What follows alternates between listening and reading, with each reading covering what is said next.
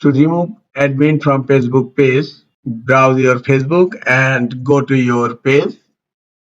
In search, I'm typing my page name, IT System Admin.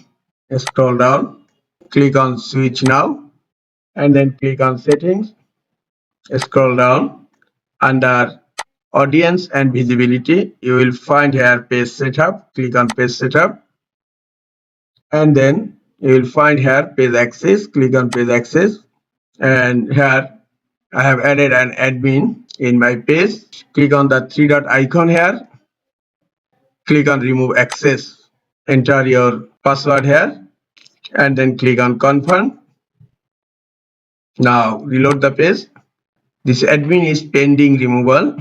They may need to approve your request before they can remove.